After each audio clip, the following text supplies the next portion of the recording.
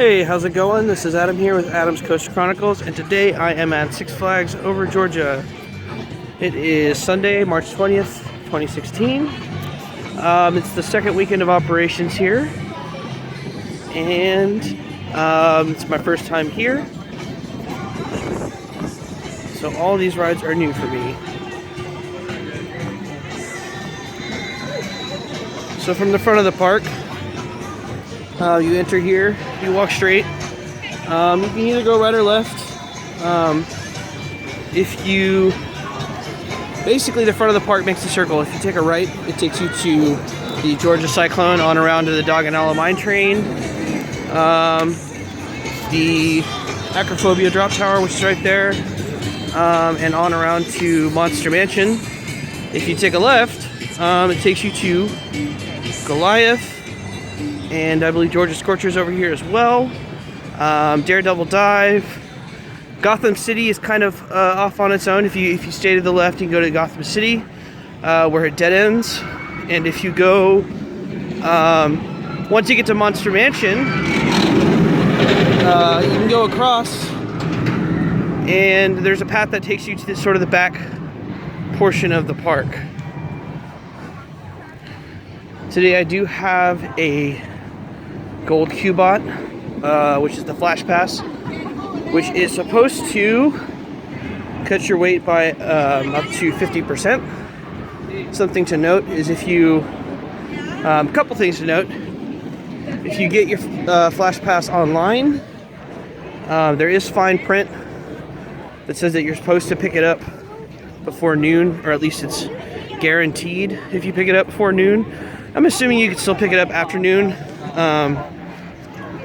But to me, that tells me that they'll just keep selling them if you don't pick it up by then. Here's the Georgia Scorcher. I'll do that later.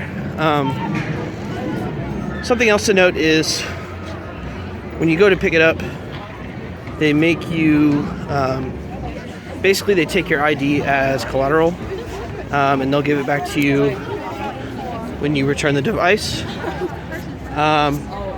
Which the problem with that is, if you are at all planning to buy alcohol, you won't have your ID with you, so pretty much you can't. I asked them about this, and they said if you want to keep your ID, you can, but basically you have to put $100 down as a deposit, and then they give you that back. So I just opted to just give them my ID. So if you go left when you come in, you'll pass by Georgia Scorcher, which is where we were earlier.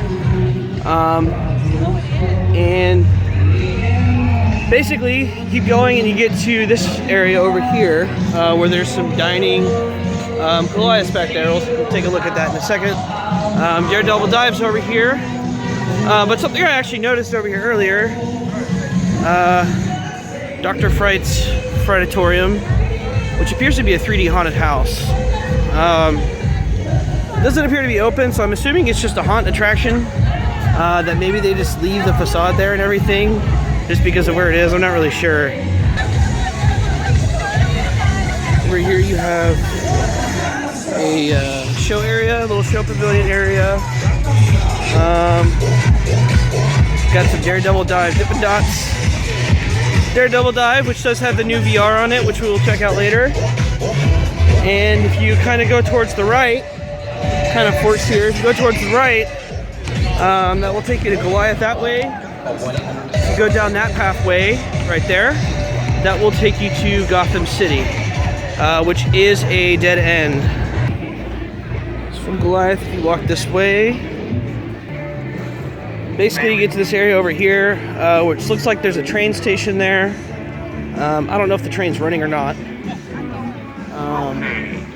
You have Macho Nachos Burritos, which I guess is their Mexican food restaurant. You have a little Lost Parents thing, which kind of looks cool. Kind of looks like a little log cabin. And as I mentioned before, the front half of the park is pretty much a circle, with some sort of pods coming off of it. mainly just the Gotham City area. And then if you go down this path over here, I believe it takes you to some picnic pavilions and some other things, which I think is a dead end. There might actually be a Skyride station down there. There might be a ride or two down there. Got some lockers here, which I guess are either general lockers or they're for Monster Mansion. I don't know why you would need a locker for Monster Mansion. And we have a Jelly Belly store. And here we have Monster Mansion, which is a boat dark ride, which is pretty cool. So at this point, we're pretty much on the opposite side of the circle from the front of the park. And if you take a left here by the Jelly Belly store, that's how you get to the back areas of the park. On my way to the back of the park, I noticed this big, ugly plot of construction, which is actually for Bugs Bunny Boomtown. It says official grand opening March 26th. But it's March 20th, and it looks like this. So it doesn't look like it's going to open though. Here's another shot of the Bugs Bunny Boomtown that's supposed to be there in 6 days, but obviously doesn't look like that's going to happen. I don't know what the deal is with that. We recently discovered that Ninja, which is this coaster right here, is actually supposed to be receiving a little bit of a renovation with new paint, which will supposedly be blue and white, blue track with white supports. And the rumor did mention some sort of new restraints, possibly even new trains. Hopefully we'll see the vests, the Vekoma vests, so that we won't get as much headbanging. But it does look really nice here. I like where this coaster is placed on the lake. So hopefully whenever it reopens with new restraints, it'll give a little bit better ride. Obviously it's not open today, so I'll have to come back and check that out some other time. Here's the sign at the front of the Ninja entrance stating coming summer 2016 all new Ninja. So not really sure when they're supposed to have that done, but I'm sure that it's definitely going to help the ride a lot from what I've heard, and it'll help it look better too. Alright, I'm all the way at the back of the park. Superman's basically the furthest ride back, and it's a dead end. Right now the ride seems to be down. It looked like they were testing some trains, so it'll probably open soon. I wanted to come back here first because I thought that for whatever reason this ride was not on Flash Pass, but I walked up and there actually is a Flash Pass entrance. So I'm just going to go ahead and wait until it opens and comes back. I'm going to go ahead and do Great American Scream Machine and check it out. I just got off the Great American Scream Machine, which is a classic wooden coaster with sort of a L-shaped out and back layout. It was pretty fun. All the hills had like at least a little bit of airtime. It's definitely pretty rough just because of its age, but it's not too bad if you don't sit on the wheel. So I actually sat in the second row from the back to avoid sitting on the wheel, and it actually wasn't, it's definitely rough because it's old, but it's not bad enough to take away from the ride. So Great American Scream Machine, pretty fun. I just got off Superman Ultimate Flight, pretty much open right after I got off Great American Scream Machine. And yeah, it's the same as all the other Six Flags Superman flying coasters. I think this one, I'm not 100% sure, but I think this one's actually the first one of them. And I've been on this one, and I've been on the one that's at Six Flags Great Adventure. And I definitely like this one better. Mainly just because it's built into the side of this hill. And so there are a lot more moments where the track comes really close to things. Like over here, it comes really close to the tops of these little shade covers for the queue line. and there's a couple times when it gets really close to the ground, which is really cool. And then there's actually a trench on the back turn. So this one's actually a lot better just because of the terrain. I like the pretzel loop a lot. It's my favorite part. If anything, this one might actually be just slightly more intense than the one at Great Adventure. But it's probably just because of the terrain, it just makes it feel more intense. Something else that's kind of funny to note is there's a giant Superman S on the ground that appears to be facing the wrong way, because it seems like this is the entrance, that if you're walking up to the entrance that you would see the Superman S facing towards you. But it's actually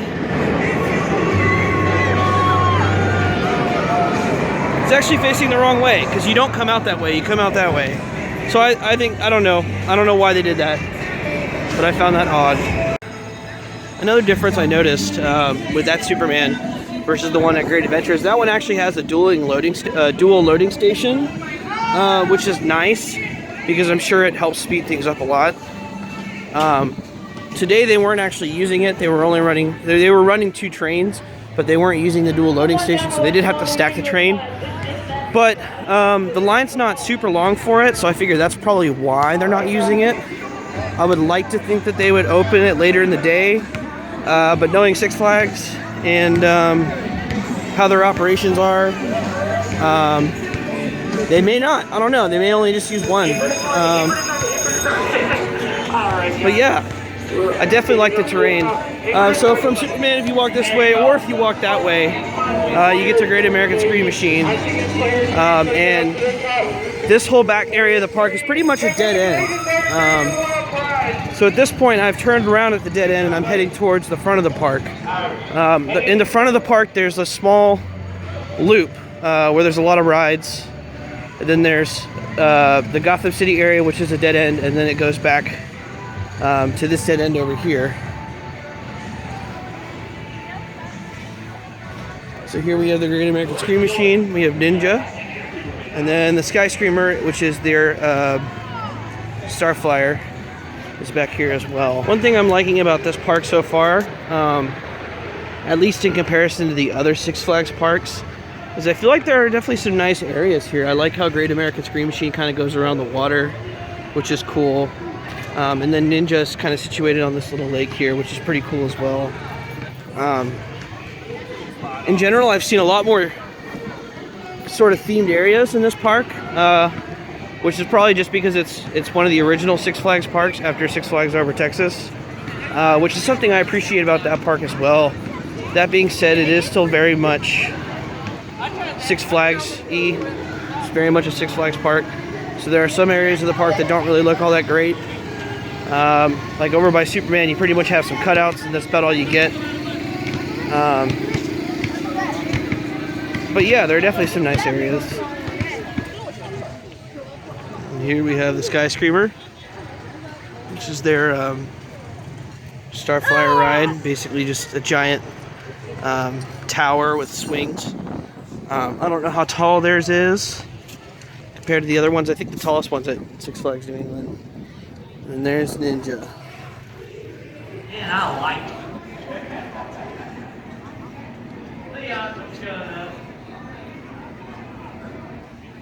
Put your gun down. You are the worst gun in the world. Put your gun in your holster! You know what, Bob? I'm getting tired of these shenanigans. Yeah, we better be practicing to put Pete's leg right in your eye. I think it's interesting how they have a show that basically plays just right in front of this picnic pavilion. So it's some counter service food, and then you can actually enjoy the show while you eat, which is nice. I just got off the Monster Mansion, which is actually a pretty unique little dark ride, especially for a Six Flags park. It's basically a boat ride through this mansion with a bunch of animatronic little fuzzy monsters with like one little kind of scary section, I guess you'd call it. But I'm I'm pretty impressed for a Six Flags park. This is actually a really great little dark ride.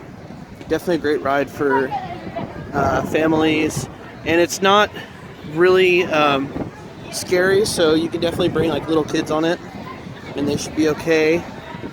But yeah, I thought it was really cool. So I was trying to reserve Daredevil Dive on my Cubot, and I saw that it wasn't there at all, which didn't make sense to me because I know it was listed online as a fast lane, as a Flash Pass attraction, and there's a Flash Pass entrance for it. And I got over here and I noticed that it is down for some reason. I don't know if it's a VR situation or if it's the ride or what. So I'm gonna have to come back and do it. I went ahead and reserved Goliath since on the Cubot my time is 45 minutes from now, which tells me that the line is up to an hour and a half long. So yeah, I'm gonna go do something else and then come back and do these rides a little bit later. I just got off of Goliath, which actually is a pretty cool station building. And it is a B&M Hypercoaster. And for whatever reason, they're only running one train today. I don't know why. They seem to be running multiple trains on pretty much everything else that I've done so far. So I don't really know why they're only operating one train. And the queue line, I mean, it's a pretty long line, but it's really only about a third of what they have for the queue. But I imagine with one train, it's just excruciating. So at this point, I'm kind of glad that I got the Flash Pass. I rode in the back seat. I'm definitely going to do it again later in the front seat. But definitely one of my new favorite hypercoasters, for sure. You know, the first couple hills or so, you get really good floater air time, and the turnaround is really cool. It's basically you get to the top of the hill and then you start this helix that helixes downward and sort of spirals around itself to take you all the way to the bottom. After that, basically you've got one more hill and then you've got a turnaround, and then you've got like these 2 or 3 bunny hops, and at that point you're pretty much getting ejector airtime, which is really cool. Like pretty strong airtime in the back seat for a B&M Hyper. Definitely like stronger than the floater airtime that you get at the beginning. The floater airtime at the beginning is sustained really well, and then the ejector airtime is really great at the end. So all in all, and the turnaround's like super forceful. So all in all, like this is a really good hypercoaster. At this point, in terms of B&M Hypers, I've been on Diamondback, Intimidator, Apollo's Chariot, Nitro, and Goliath. And at this point, I'd put Goliath second on my list of hypers, right behind Diamondback. So that's pretty good. I mean, it's not. There are definitely taller ones. Like this one isn't even as tall as some of the other ones, but it's definitely a lot more forceful. And a great ride from start to finish. It did have some trims. I didn't really notice the trims going off. And the trims were at the bottom of a hill. It wasn't going up a hill. So they may not even really have them on. Because definitely like the second half of the ride, I was getting super intense ejector air. So I'm looking forward to riding it again later in the front.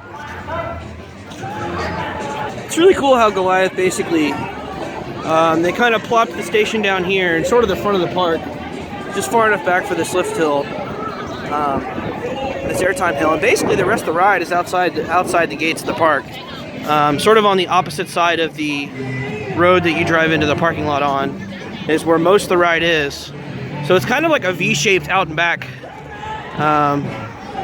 which is pretty cool. So I like the layout. And I like that there's also not a mid-course, actually, which makes a difference, I think, because it doesn't break up the ride. So it's a, great ride from start to finish, not really any trims, really strong, prolonged airtime, super forceful turnaround. I mean, what more could you ask for? Definitely a really great hypercoaster. Another nice thing is they don't have seat belts on it. They just have the clamshell and no seat belt. The only problem is that the ride op decided to staple me in, which was a little bit uncomfortable, but it really wasn't too bad.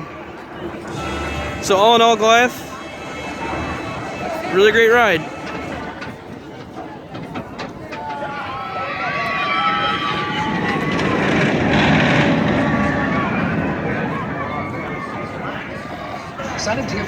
I just got off the Daredevil dive at Six Flags over Georgia with the new Revolution VR experience. I have to say, the VR experience is pretty cool. You know, basically it's like you're a jet pilot with like an Independence Day kind of theme where you're trying to attack aliens and everything. When you get on the ride, you put on the headset, and while you're going up the lift, you actually have a button that you can use to shoot. So basically, you just turn your head to shoot at different targets. And there's a little bit of sound that comes out whenever you shoot, but it only comes out of the phone, and there's no headphones for it.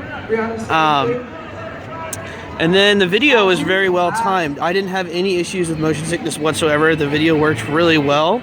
And there were some really cool elements in the video. So I thought the experience was good. The only thing I think could have made the experience better is if they had sound with it and like over-the-ear headphones to really immerse you in the experience more.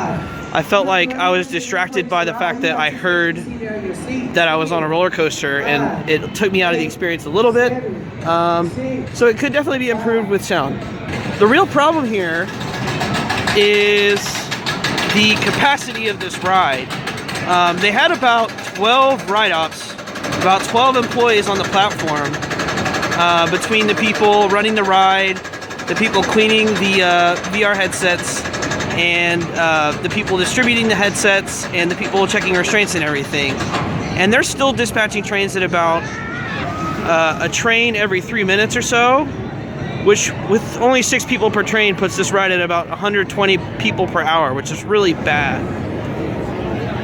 That's why I said it wasn't. So even with about a dozen employees, we're still getting trains out about once every 3 minutes, which is pretty ridiculous. There's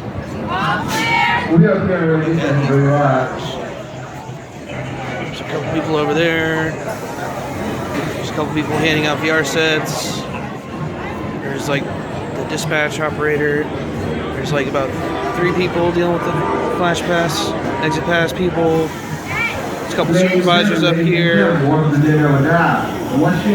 Still running trains about once every 3 minutes. In terms of how the process works, basically you, while you're waiting in line, they will give you, they will group people together that are on the same train. They will give you headsets. If you want a headset. If you don't want a headset, they give you a wristband. And basically, they instruct you not to put the headset on until they tell you to.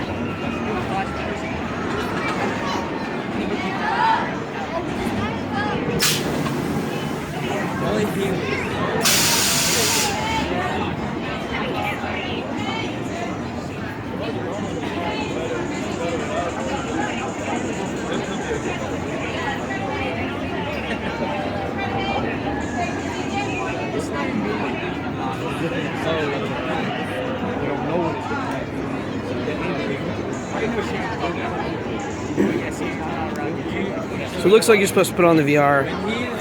They say put your hands up and they lower the restraint. Then they have to go through this process of asking you if everything's okay, making sure everything's good. It was about 3 minutes between the last 2 trains in terms of the dispatches, which is pretty bad considering capacity is already low. Take 5. Use the camera ready to dispatch. Enjoy the ride. And there goes that one. So it takes them a while to do this. Also, this is the Flash Pass line. There's also people on this line that have exit passes because the ride was down for the majority of the day since I've been here pretty much. They tell you basically how the headset goes on and they tell you what button to shoot. And also, if you wear glasses, which I do, and you can't really wear your glasses with it. I didn't try to wear my glasses with it, so I don't know whether or not they let you. But what I will say is I went without my glasses, and they have a knob you can use to change the focus of the VR, and so I didn't have any problem seeing it whatsoever. It was pretty clear after I did a little bit of adjusting. And in terms of the sanitation, they had about 3 people that were sanitizing the headsets. They had one person that would basically collect the headsets, put them in a bin, then they would take them back out to another person, and basically they just used wipes, and it looked like they were wiping them pretty thoroughly. They wiped the pads around the eyes, they wiped the plastic that you see through, and then they also wiped the straps that go around your head just a little bit. When I put mine on, it felt clean. I didn't feel any sweat or anything on it, so it felt pretty clean to me. It felt pretty sanitary to me, so no complaints there. All in all, I think it's a good experience, and I think that it just needs a little bit work on the implementation of it, just a little bit of fine-tuning in terms of the operations of the ride to get it to work. Hopefully it's a little bit better on the higher capacity rides. One of the problems with this may just be because it's only 6 people per train. But they're definitely trying. They have a lot of employees here, so I feel like once they just get more used to what they're doing, it should be a little bit easier. But yeah, I hope you get to make it out to one of the Six Flags parks that offer this experience. I hope you get to try it for yourself. So after being broken down for the majority of the day, the ride finally opened. But I did run into a big issue. I tried to come here earlier. When I came here earlier, and I noticed I couldn't reserve it on my Qbot, I figured it was just because it had broken down, so they removed it from the Qbot temporarily. Later I came back, the ride was back up, and I still couldn't reserve it on my Qbot. So basically I went up to the ride op at the front of the line and said, hey, I can't find this on my Qbot, what's the deal with it? She says, oh, well, it's only available for Platinum, for the Platinum Flash Pass. And I clearly had recalled that the website had said it was available on the Gold Flash Pass, which is the one that I have. So she told me to go talk to the operator that stands at the front of the Flash Pass line, which I did, and she basically told me the same thing. I checked the website on my phone, and sure enough, it does say that it is available for the Gold Pass. Basically, the girl told me, well, they haven't updated the website yet. So I said, okay, I'm gonna go talk to somebody about this. Who do I need to talk to? Do I need to talk to the Flash Pass people, or do I need to talk to the guest relations? She said, talk to the Flash Pass people, because Flash Pass is a separate entity from Six Flags in terms of the operations of that service.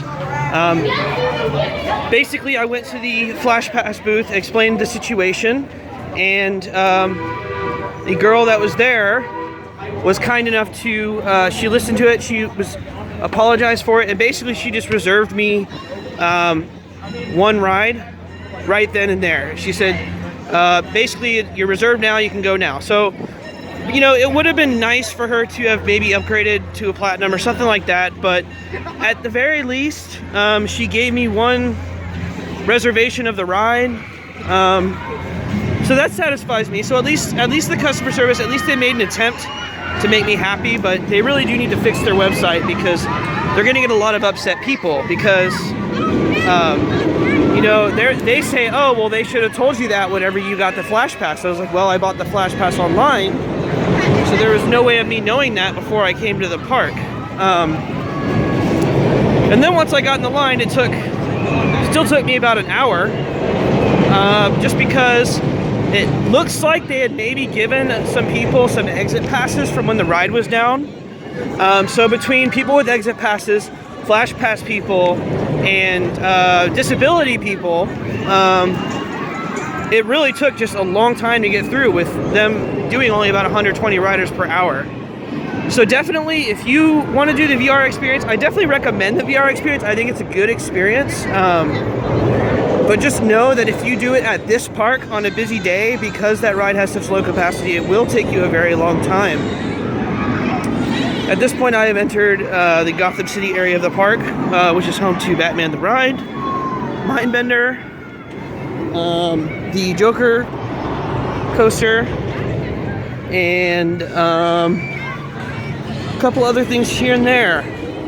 I'm heading to Batman the Ride. I'll see you when I get off. I just got off Batman the Ride, which is just like every other Batman the Ride and every other Six Flags park, with the exception of Six Flags Fiesta Texas, which has a Batman the Ride, the same exact ride, except theirs is called Goliath, and their Batman the Ride is a completely different ride that's now going to be called the Joker. Anyway, I just got off the Batman.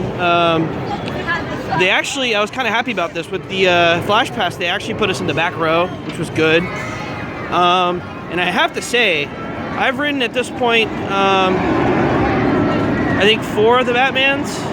I've ridden the one at Great Adventure, I've ridden the Goliath at Fiesta Texas, Batman at Over Texas, and this one. So I guess I've ridden 4 Batmans.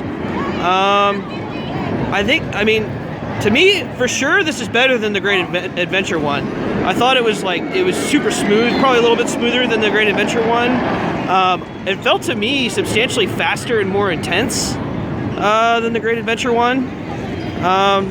And really, I guess the Fiesta Texas one, because that was the one I've ridden the most recently. So at least as far as my list of Batmans is concerned, I think this one's actually the best. I like the blue paint a lot. The blue and the black is nice. I like it better than the yellow of the other ones. And I like the Batman rides in general. I mean, they're super intense, really tight elements. So Batman the Ride, pretty good. This one especially. I just got off of Mindbender, which is a classic Schwarzkopf looping coaster. And I think it's my new favorite Schwarzkopf looping coaster. It's pretty good. I sat in the back seat. Of course the loops are good. I love Schwarzkopf loops. They're my favorite loops because they're super intense and they're round, so they're just good. I like them. And this ride has 2 of them, but what's cool about it is that this one is like right at the beginning of the ride, and that one's actually in the middle of the ride, and it's kind of down in a trench, which is pretty cool to get another second loop so late in the ride, because it's pretty much like you do that second loop and kind of hop up a hill and come around here and you're done.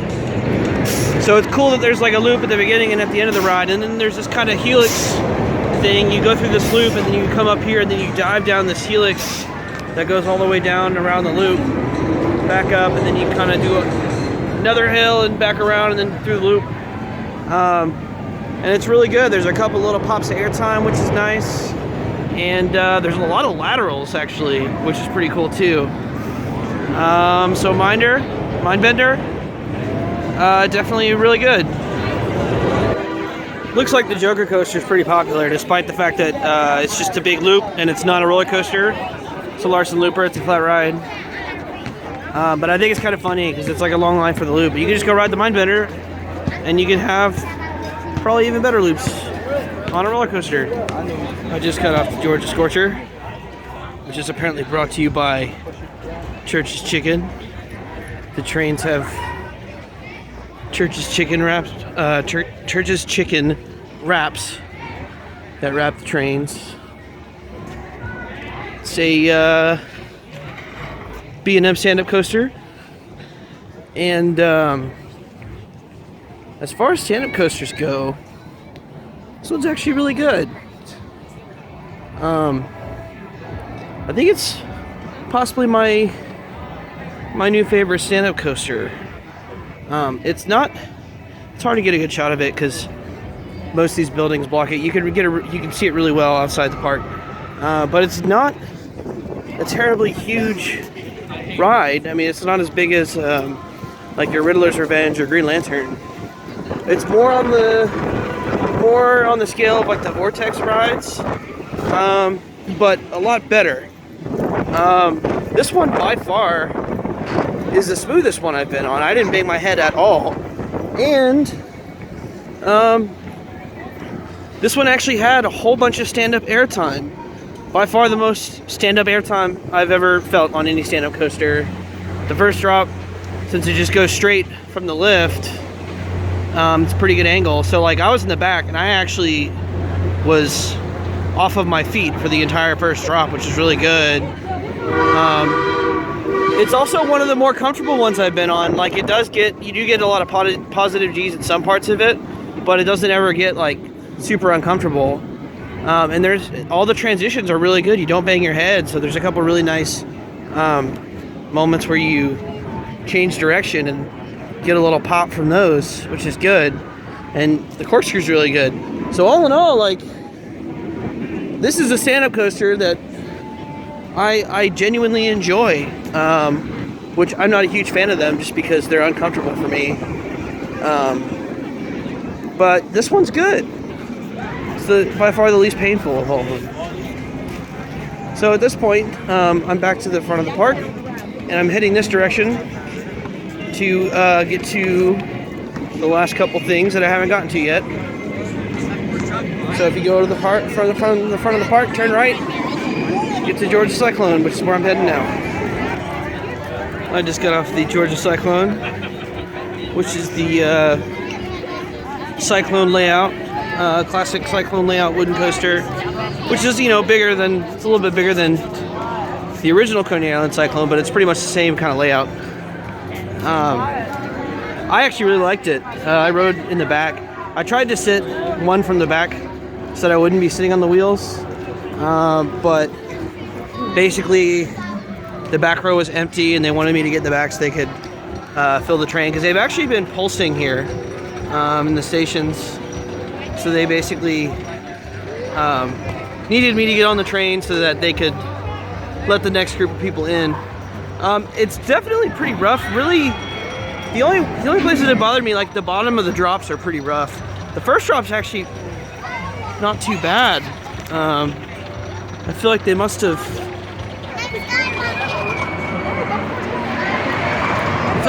done some work on the first drop recently, because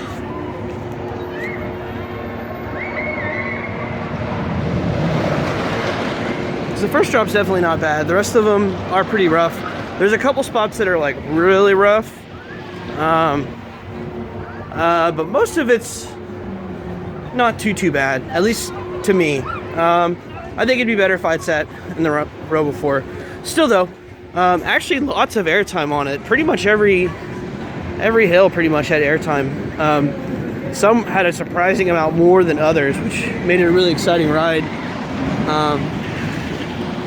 I like it better than the Great American Scream Machine, so in my opinion, this is the better wooden coaster in the park. That being said, it is also the rougher of the two wooden coasters in the park. But still a good ride. I just got off the Talladega Mine Train, which is of course, an old Arrow Mine Train coaster. And as far as mine trains go, it's pretty good.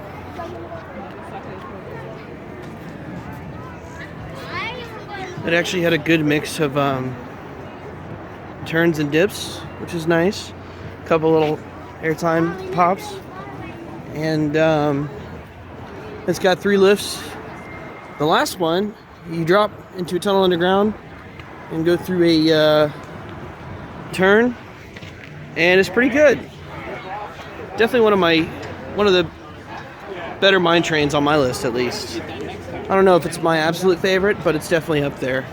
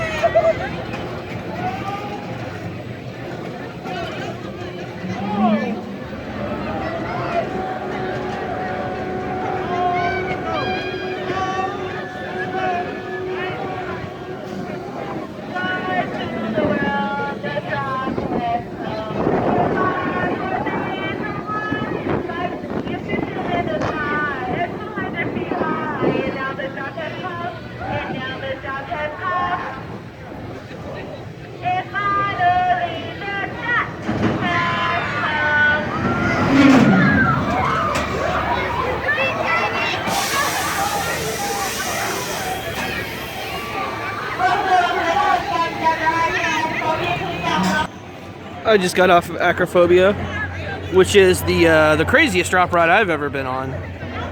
Basically, it's kind of like a stand-up coaster where you have kind of like a bicycle seat, which is, to be honest, very uncomfortable, and it's a little bit tricky to get in and out of because it's pretty high up. Like whenever you get on there, you have to kind of hop up into it. But it was a really cool experience. Once you get to the top, it tilts you forward just a little bit. I always assumed that it tilted you a little bit more, but still, if you're a person that's afraid of heights, it's definitely unsettling, but definitely pretty cool. I enjoyed it. I liked it. I like drop rides. At this point,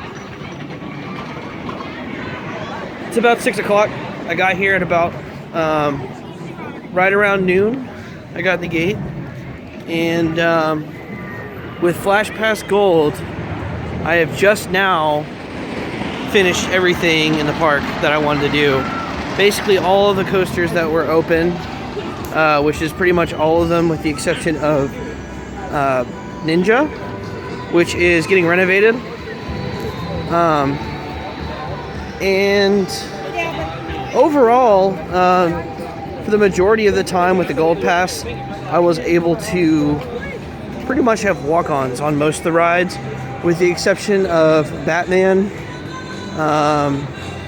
and Goliath, and of course the debacle that happened with Daredevil Dive. Pretty much everything else for me was a walk-on. The other ones I had to reserve a time that's something like 45 minutes or so after the time that I reserved it. But still, it's nice because you don't have to wait in line. If you've never done the Flash Pass at Six Flags before, basically what it is they give you this little Q-Bot, and as you can see right now, I have Goliath reserved at 621, and it's 558. So basically, it gives you like a little list of all the rides, and it says what time the reservation's for. And then you basically just click the button to reserve it, and that's how it works. It's pretty good. It's a pretty good system. This is the first time I've ever used it. Definitely takes a little bit of getting used to kind of plan out what the best way is to do it, because some rides will be substantially more time before the reservation than others. So it's a little bit tricky because you have to kind of prioritize. Well, what are you going to do with the time that you're not that you're waiting for that ride? Whether or not you have time to do another ride. But overall, I like it. It works pretty well for the most part. It definitely has its advantages and disadvantages, just like every other jump the line system. With, some of them basically, like Cedar Fair, you basically just get in a different line, which the nice thing about that is you don't have to worry about reserving things, so it's a little bit easier just to keep doing stuff over and over again. But those can get really long at certain parks, where they certain parks they get more crowded. So the nice thing about this is you don't actually have to wait in a line at all. You don't have to stand in a line at all most of the time. Most of the time you basically just are walking right up to a station, which is nice, and pretty much getting like a station wait for the ride. So even if it takes longer than you want it to, at least you can use that time for something else. So it is expensive. I definitely recommend it though if you're going to be here on a busy day, because like I said, I've been here for basically 6 hours, and I just now finished everything. But it wasn't, it's been a nice day because the time that I've had that I haven't been waiting, I've been walking around and everything. I think if Daredevil Dive hadn't taken as long as it did, it would have been a lot easier to get through. But all in all, it's been pretty good. Walking back here, I noticed, looks like Daredevil Dive is down again. Basically, when I got here, it looked like they were cycling trains, trying to get it back open. And then it eventually opened, but I guess it went back down. So Daredevil Dive, I mean, I guess, I don't know if it's the VR or if it's the ride. I don't really know much about the reliability of this ride in general, so I really don't know. But this ride's been down most of the day. Superman was down when I got here, but opened quickly shortly after. I know Georgia Scorcher went down at one point because I looked at my Qbot and it had question marks by it, and then it gave me a message saying Scorcher is now open. So a lot of rides have been down today, and most of the rides only have one train. Pretty much every ride in the park only has one train on it right now, including Goliath. The only ride that I can recall having two trains, Superman had two trains, the Mine Train had two trains. But that's pretty much it, I think. I don't think anything else had two trains on it, which is kind of a problem. I mean, Mindbender's trains, like, going up the lift hill, I saw one of them was still torn apart. Like, it hadn't even finished maintenance on it yet, so I don't know what the deal is with that. It just seems like the park wasn't ready to be open yet, and this is the second weekend of operations. Plus, they had a pass holder preview day the week before that they actually opened. So I feel like, I don't know what the deal is with why they're not ready.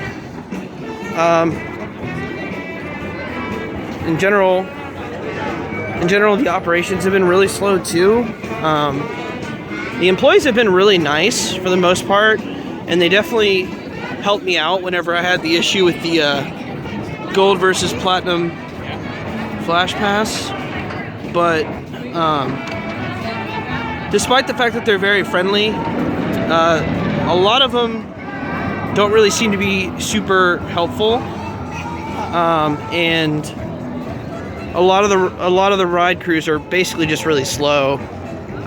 Daredevil Dive is the main issue, just because of the new VR and because it's already low capacity. But other than that, I mean, I feel like this park has one of the better coaster collections of the Six Flags chain, if not the best. I mean, I know Magic Mountain has more. I haven't been to Magic Mountain, but at this point I've been to most of the parks, most of the Six Flags parks. And I like their coaster collection the best, just because there isn't really a bad coaster here at all, which is really great, and Goliath is really great. I feel like their Batman clone's better than the other Batmans I've been on. Mindbender was a lot of fun. The Mine Train's pretty good. Georgia Cyclone's pretty good. Scream Machine's pretty solid. The only ride I didn't get to do was Ninja. So, you know, all in all, a pretty good Six Flags park. Nice scenery for the most part. A little bit more charming. A little bit more charming than most of the other Six Flags parks, just because it's got that original Six Flags charm with like the themed areas and everything. But still, you know, a victim of Six Flags policies and operations. Let the record show that Goliath Gifts and Souvenirs has literally only one shirt that says Goliath on it, and that's the only piece of merchandise that they have that says Goliath on it. They don't have any magnets or anything. So I don't know, maybe they have more Goliath merchandise at the front of the park or somewhere else, but I doubt it. Alright, and that does it for me today at Six Flags Over Georgia. Nice shot of Georgia Cyclone. That awesome turnaround of Goliath. I ended up getting a few more rides on Goliath. The Flash Pass ended up helping me out at the end of the day with that. I was able to pretty much walk into the station for the last hour or so. So by the end of the day, I got about 4 more rides on it. The back seat's definitely the best. Up here you can definitely see Georgia Scorcher better than we can see at the park. And yeah, on Goliath they did have the tendency to staple me. The first few times they stapled me, and then the next couple times they didn't, so I think it just depends on the ride up you get. They stapled me on a couple things actually. But overall, you know, it's a really great park. Definitely one of my favorite Six Flags parks. I think it's my favorite Six Flags park in terms of the rides that it has to offer. The coaster collection is really good overall. They've got some unique things like Acrophobia, which is like a stand-up drop tower. And overall, you know, it's a nice park. It's got a lot of charm, being an old Six Flags park. And yeah, I really enjoyed my day here. And I would definitely recommend this park if you've never been to it. But what I will say is I did absolutely need that Gold Pass today. And honestly, I didn't think that it was super busy. None of the lines were full. None of the queues ever really got, there's Georgia Scorcher going right there. None of the queues ever really got more than about half of their queue full. Really not even that much. Usually it's only about like a quarter or a third of what they have allocated for a full queue. But the thing was, since everything was on one train, you know, it wouldn't have been possible to do everything without the Q-Bot today. So I definitely recommend if you're coming here, and it could possibly be busy, and if you're coming here early season like I'm here today, just know that they may not actually run multiple trains on everything, because they may not be ready to yet. As I said before, Mindbender's train, one of Mindbender's trains was still torn up, and was kind of just sitting out in the field next to it. But yeah, all in all, great day, great park. All right, and if you like this video, be sure to click the like button below and subscribe to my channel for more theme park review, tour and reviews, as well as a bunch of other stuff.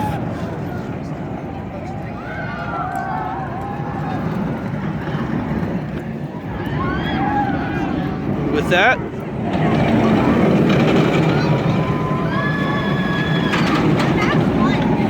I will see you next time.